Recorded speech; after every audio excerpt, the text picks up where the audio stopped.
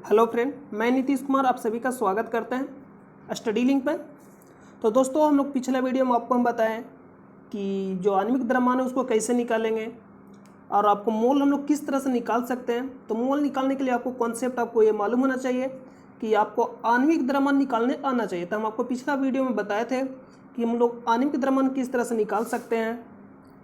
तो आइए हम लोग सीधा वीडियो को शुरू करते हैं और आपको कुछ हम यहाँ रिवाइज करा देते हैं कि आणविक द्रव्यमान में हम लोग किस तरह से निकालें। तो आप इसको निकाल कर बताइए, CO2 का आणविक द्रव्यमान कितना होगा। CO2 का आणविक द्रव्यमान कितना होगा।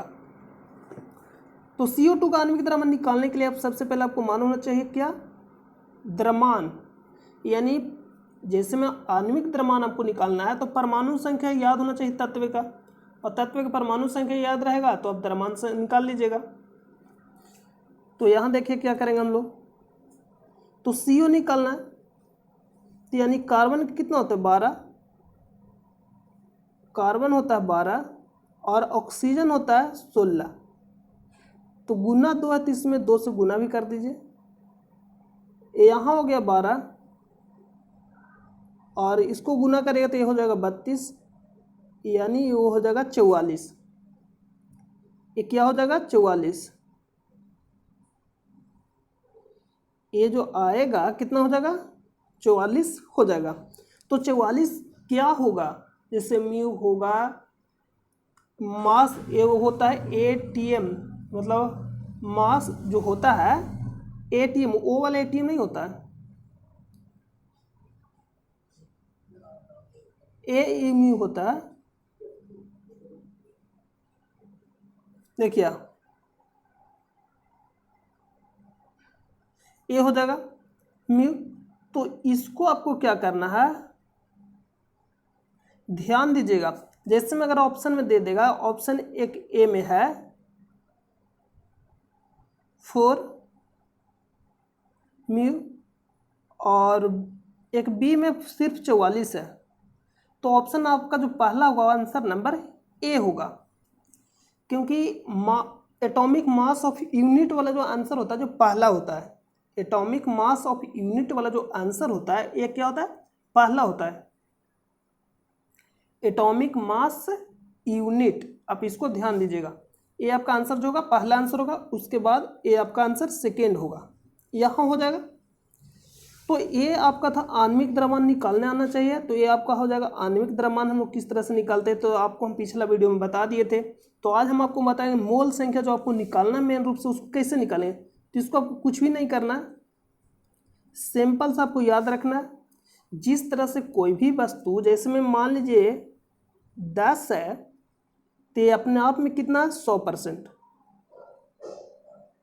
कोई भी वस्तु अपने आप में कितना होता है 100%।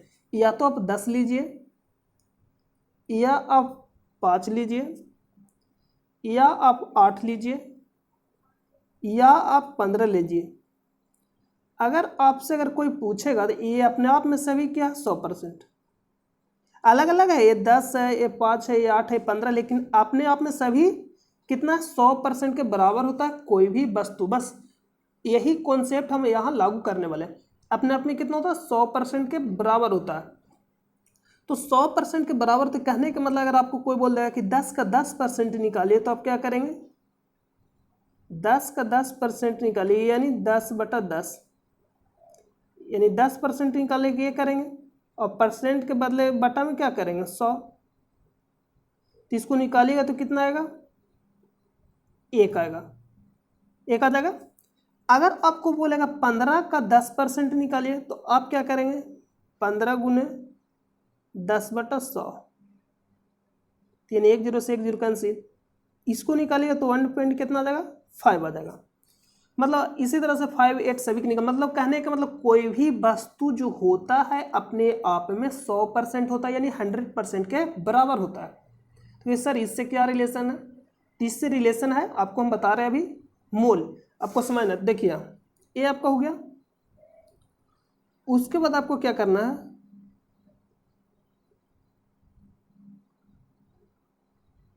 उसके बाद आपको करना है, देखिए जैसे में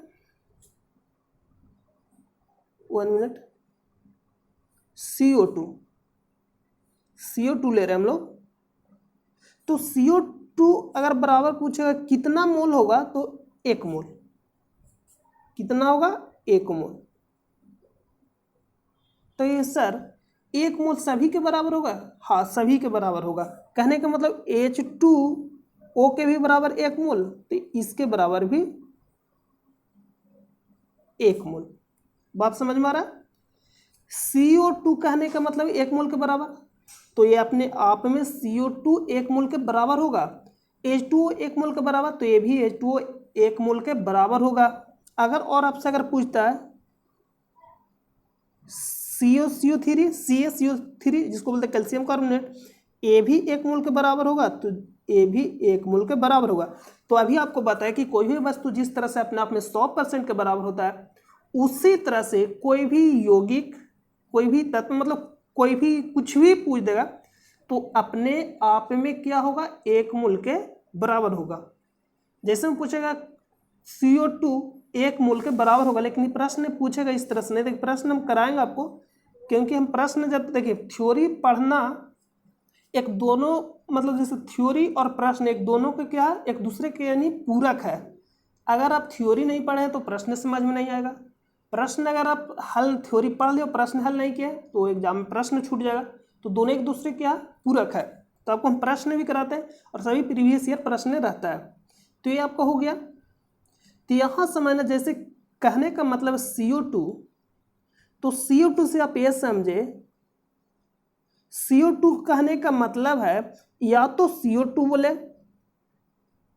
या तो 44 ग्राम। क्यों? या तो CO2 बोले या तो 44 ग्राम, क्योंकि CO2 का भी हम आणविक द्रव्यमान निकाल कर कितना लाए? 44 ग्राम लाए। CO2 का आणविक द्रव्यमान निकाल कर लाए 44 ग्राम, तो ये भी 1 मोल के बराबर है। समझिए यहाँ पे ये भी क्या हो जाएगा? 1 मोल के बराबर हो जाएगा। अगर आपसे पूछेगा 44 ग्राम CO2 में कितना मोल होगा?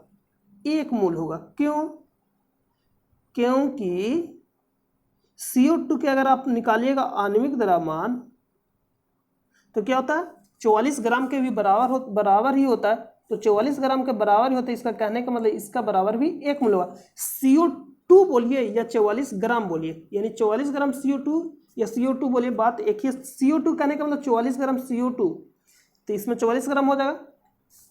उसी तरह से अगर आप जल पूछता है, तो जल का अगर आप निकालेगा H2O, तो H2O H को हो जाएगा 1 गुने 2 करेगा। अगला लिखना है तत्व तो प्लस, तो ऑक्सीजन को हो जाएगा 16। क्या करना आपको? सिर्फ आपको याद रखना परमाणु संख्या को दोगुना कर दीजिएगा तो द्रव्यमान संख्या निकल जाएगा, और द्रव्यमान संख्या को वैल्यू रख देना, और जो भी गुना रहेगा 2 तो 2 से गुना कर दीजिए, 3 है तो 3 से गुना कर दीजिए, और कुछ नहीं करना, निकल जाएगा। तो इसको टोटल जोड़िएगा तो कितना आ जाएगा? 18 आएगा, यानी ग्राम। आप ध्यान दीजिएगा सही से, तो या तो 18 ग्राम बोले तो ये भी क्या हो जाएगा? 1 मोल के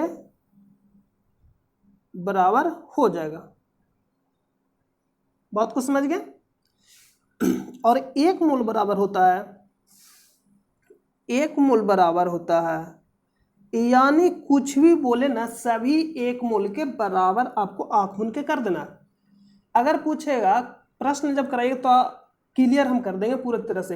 अभी आप थ्योरी को समझिए, अगर थोड़ा थोड़ा अगर डॉट ही हो रहा है ना, तो जब तक डॉट नहीं ना होगा जब तक आप क्लियर नहीं कर सकते उसको। तो डॉट हो रहा तो डॉट होने दीजिए, आप सिर्फ वीडियो को रेगुलर देखिएगा, आप खुद ही क्या हो जाएगा, जो कॉन्सेप्ट रहेगा क्लियर हो जाएगा। धीरे धीरे जब जैसे जैसे वीडियो आएगा वैसे वैसे क्या हो जाएगा, कॉन्सेप्ट क्लियर होते जाएगा। तो कोई भी वस्तु क्या होता है? 1 मोल के बराबर होता है, तो हाँ 1 मोल के बराबर होता है। और 1 मोल में होता है 6.022 गुने 6.022 गुने 10⁻23। क्या होता है? 23 क्या होता है? परमाणु। ये परमाणु संख्या इसके द्वारा गिना जाता है। परमाणु, अणु, आयन, या तो परमाणु निकालने बोले या तो अणु निकालने बोले या आयन, सभी क्या हो जाएगा 6.022 10⁻23 1 मोल के बराबर होता है। इतना तो समझ गए। तो कहिए सर 1 मोल के बराबर जब इतना होता है तो हम ये भी तो कह सकते हैं कि CO2 के बराबर 1 मोल होता है, तो CO2 के बराबर हो जाएगा 6.022 10⁻23 यानी 6.022 गुने 10⁻23। देखिए हिंदी में देखिए 6 यानी 6.6 बोलिए 6.022 गुने 10⁻23 परमाणु अणु आयन हो जाएगा। तो कहिएगा सर यानी CO2 के बराबर भी इतना ही परमाणु होगा। जी हाँ, इतना ही परमाणु होगा। क्यों? क्योंकि CO2 बोलिए या तो 1 मोल बोलिए या तो 6.022 गुने 10⁻23 परमाणु अणु आयन बोलिए। तो आई होप कि आप समझ में आ गया होगा। ये था कॉन्सेप्ट। यहाँ देखिए प्रश्न एक हम लोग करते हैं, क्योंकि प्रश्न नहीं करेगा तो समझ में नहीं आएगा। तो सबसे पहले हम लोग प्रश्न लेते हैं और उससे समझते हैं। चलिए एक प्रश्न देते तो उसको निकाल कर बताना है।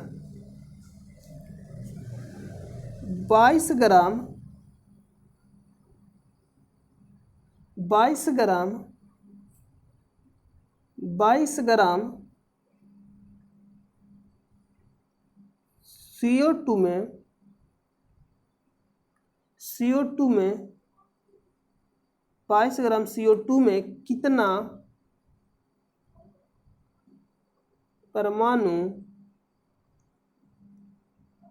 होगा? कितना परमाणु होगा? या तो अभी आप सैंपल निकालिए कि कितना मोल होगा। पहले आप मोल निकालना सीखिए, कितना मोल होगा। मोल होगा इसको निकालिए, कितना मोल होगा। आप इसको निकालकर आंसर दीजिए, कितना मोल होगा। चलिए हम लोग इसको निकालते हैं। तो 22 ग्राम CO2 में कितना मोल होगा, तो अभी हम आपको बताएं। तो मोल को संख्या निकालने के लिए हम आपको एक फार्मूला भी लिखा देते हैं, क्योंकि अगर कंफ्यूज करिए तो आपको हम कॉन्सेप्ट भी बता देंगे और फार्मूला भी आप यूज कर सकते हैं। मोल की संख्या बराबर दिया गया द्रव्यमान बटा आणविक द्रव्यमान।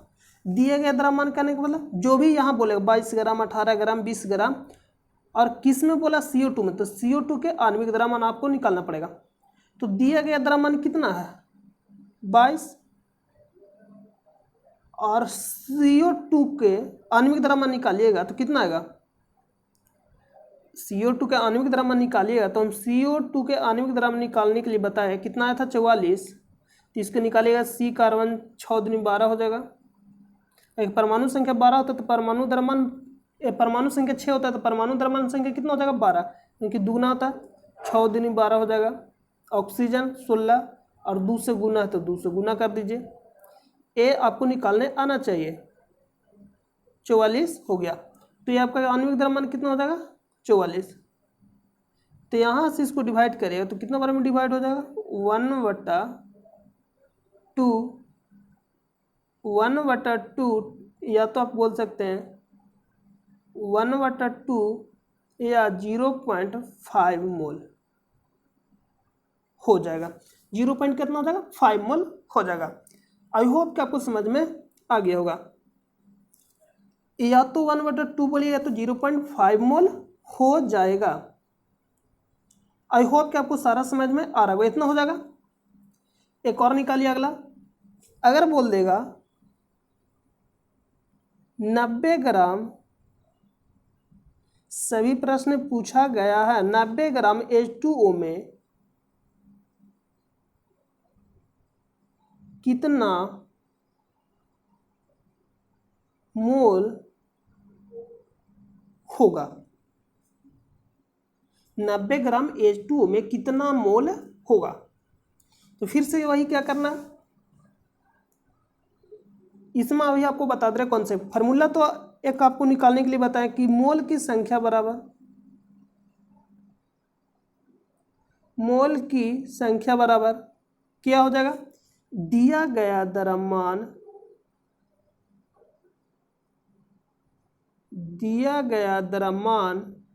वटा आणविक द्रव्यमान। दिया गया द्रव्यमान बटा आणविक द्रव्यमान, तो दिया गया द्रव्यमान कितना है 90, और आणविक द्रव्यमान हाइड्रोजन का कितना होता है, तो आणविक द्रव्यमान अगर आप हाइड्रोजन के निकालिएगा तो 1 × 2 और ऑक्सीजन को हो जाएगा 16 द्रव्यमान संख्या, तो इसको ऐड करिएगा तो कितना हो जाएगा 18, यानी आणविक द्रव्यमान कितना हो जाएगा 18। इसको से इसको डिवाइड करिए 5 बार में, तो इसका मोल कितना हो जाएगा 5, मोल की संख्या कितना हो जाएगा 5, मोल की संख्या कितना हो जाएगा 5 हो जाएगा।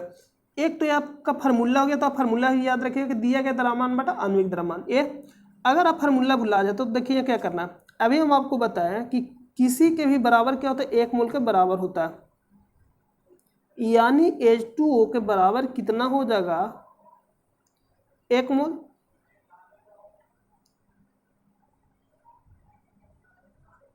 इतना हो जाएगा, इसके बराबर 1 मोल।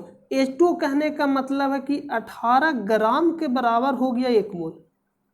अब बात को समझ रहे हैं, H2O कहने का मतलब है 18 ग्राम के बराबर 1 मोल हुआ।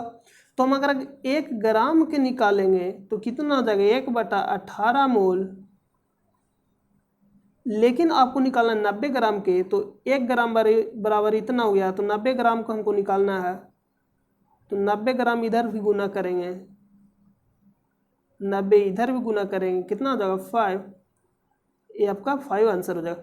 तो सिंपल आप याद रखिएगा कि दिया गया द्रव्यमान बटा आणविक द्रव्यमान, या तो आप ऐसे भी, लेकिन ऐसे आप भुला जाइएगा बाद में, तो इसको आप याद रखिएगा सिंपल कि मोल की संख्या बराबर दिया गया द्रव्यमान बटा आणविक द्रव्यमान। जैसे भी आप निकाल सकते हैं, जैसे भी आपको अगर समझ में आ गया वैसे आप निकाल लीजिएगा। सिर्फ प्रश्न बनना चाहिए एग्जाम में, मेन जो मुद्दा होता है एग्जाम में प्रश्न बनना चाहिए और समय से पहले बनना चाहिए, क्योंकि प्रश्न बनाना और समय से पहले बनाना दोनों में अंतर है। यानी प्रश्न लेकर उसी पे 10 मिनट 12 मिनट ले रहे, ये आपका हो गया। यहाँ तक तो समझ गए होंगे। अब हम आपको बताते हैं, यहाँ तक आपको समझ में आ गया होगा, क्योंकि कल भी हम इसके जो पिछला वाला वीडियो था उसमें भी हम आपको बताए थे, इसके बारे में चर्चा किए, तो वहाँ ये तो हो गया। लेकिन अगर आपसे बोल देता है, अगर आपसे बोल देगा कि 99 ग्राम में 99 ग्राम, सिंपल इसको रहने दीजिए, 99 ग्राम या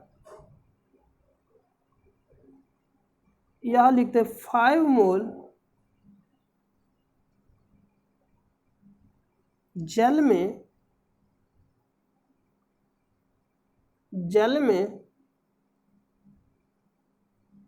कितना अणु होगा, 5 मोल जल में कितना परमाणु होगा,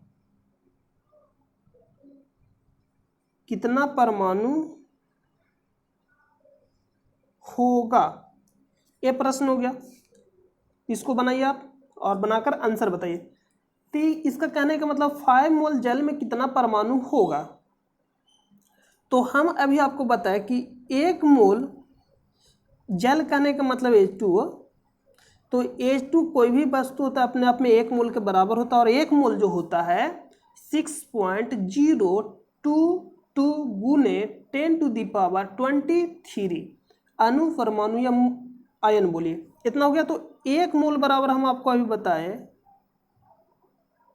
देखिए यहाँ तो जल बोले या तो कार्बन डाइऑक्साइड बोले या कुछ भी बोले, ये मैटर उतना नहीं करता। अगर यहाँ मोल की संख्या दे दिया गया है तो मोल की संख्या अगर मेंशन कर दिया गया तो समझ ले प्रश्न बहुत ही आसान है।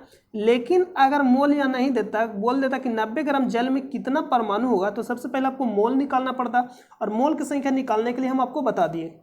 तो 1 मोल में होता है 6.022 गुने 10⁻23, और अब माइनस में भी कभी कभी दे देता है 10⁻−23। तो संख्या कभी माइनस में नहीं होता। जैसे हम आप काउंट कर रहे हैं किसी चीज को, संख्या गिनना, तो गिनते तो हम लोग कभी माइनस में नहीं गिनते, माइनस में संख्या नहीं होता, तो आप इसको ध्यान दीजिएगा, माइनस वाला आंसर नहीं होगा कभी। तो इतना हो जाएगा, लेकिन हमको निकालना 5 मोल में, तो 5 मोल बराबर क्या हो जाएगा 6.022 गुने 10 टू द पावर 23 गुने 5 से गुना कर देंगे। 5 से गुना करिएगा तो यहाँ कितना आ जाएगा, यहाँ से गुना कर दीजिए 5 से, 5 हो जाएगा 5 दूनी 10 के 0, 5 दूनी 10 के 11 के 1 हो जाएगा 6 5 30, यानी इतना आ जाएगा। कितना आएगा, इतना आ जाएगा, गुने 10 के पावर 23 परमाणु। समझ गए? आई होप कि आपको समझ में आ रहा होगा। चलिए हम एक और एग्जांपल लेते हैं। ये तो अगर आप निकाले, अगर आपसे बोलेगा 0.5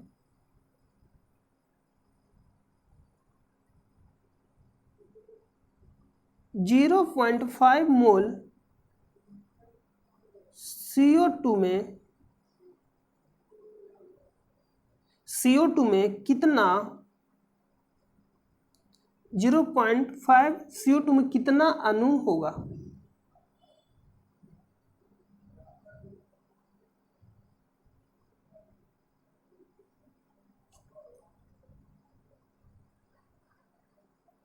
अणु होगा। तो इसको निकालने के लिए देखिए, यहाँ अगर मोल की संख्या दे दिया गया है तो ये जो कार्बन डाइऑक्साइड दिया गया है, जल दिया दे, कुछ भी दे, उससे आपको कोई मतलब नहीं है। लेकिन अगर मोल की संख्या नहीं दिया गया तो आपको मोल की संख्या निकालना पड़ेगा। तो जो भी यहाँ दिया गया उसका आणविक द्रव्यमान निकालना पड़ेगा, जितना भी ग्राम में पूछेगा। अभी हम उसको भी बता रहे हैं किस तरह से हम लोग निकालेंगे, नहीं तो हम अगले वीडियो में कॉन्सेप्ट सीखेंगे। क्योंकि एक वीडियो में अगर आपको ज़्यादा बता देंगे तो जो कॉन्सेप्ट होगा एक ही में क्या होता है, हौच पौच हो जाता है। इसलिए आपको थोड़ा थोड़ा कॉन्सेप्ट देंगे, क्योंकि कॉन्सेप्ट क्लियर होना चाहिए। कि वो सीख लिए एक ही बार और एक ही दिन में क्या हो जाए, एक ही में मिल जाएगा। तो उस तरह से हम लोग नहीं सीखेंगे, आराम आराम से बिल्कुल पढ़ना है, कहीं कोई प्रॉब्लम नहीं है।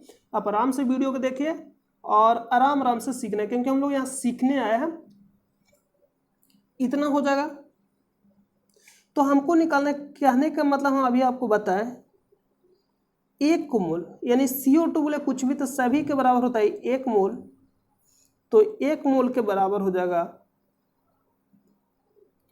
1 मोल के बराबर हो जाएगा 6.022 गुने 10 टू द पावर 23, इतना ही आएगा। तो जब इतना आएगा तो 0.5 में निकालना है, तो 0.5 में निकालेंगे। तो 0.5 से इधर गुना किए तो 0.5 से इधर भी गुना करेंगे, 0.22 गुने 10 टू द पावर 23 गुने 0.5। 0.5 कहने का मतलब आप समझ रहे हैं, 0.5 कहने का मतलब है कि 1/2 गुने, इसको आगे ला दिए हैं, 0.22 गुने 10 टू द पावर 23, इतना हो जाएगा। तो इतना हो जाएगा, यानी 2 से इसको डिवाइड करिएगा तो कितना आएगा, 3.011 गुने 10 टू द पावर 23 अणु आयन जो भी निकालना वो आपका आंसर हो जाएगा। तो आई होप कि आपको सारा समझ में आ रहा होगा। तो इतना तक आप समझ गए होंगे, इसमें कहीं प्रॉब्लम कुछ नहीं होगा। तो आई होप कि आपको यहाँ तक समझ में आ गया होगा। एक हम आपको देते हैं होमवर्क जो आपको करना है, और हम बताएंगे अगले वीडियो में।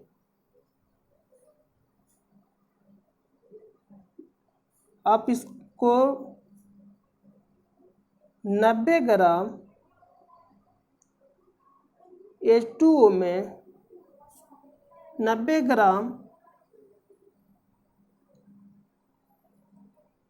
ग्राम H2O में कितना में 90 ग्राम, यानी जल लिख सकते हैं कि 90 ग्राम जल में या H2O में कितना अणु होगा। समझ गए? इसको आप होमवर्क में कर लाइएगा और कमेंट बॉक्स में जरूर बताइएगा। तो आज के लिए हम लोग इस वीडियो को यहीं रोकेंगे, क्योंकि अगला जो कॉन्सेप्ट है, ये जो कॉन्सेप्ट आपको बताएंगे, आज बताएंगे तो आप कंफ्यूज कर जाइए, क्योंकि आपको 2-3 कॉन्सेप्ट बता चुके हैं। तो इसके बाद इसको हम बताएंगे अगले वीडियो में। और अगर आप चैनल पर नए हैं तो वीडियो अगर आपको अच्छा लगे तो आप सपोर्ट करिए, क्योंकि हम आपको सिखाते हैं, मेरा उद्देश्य है आपको सिखाना।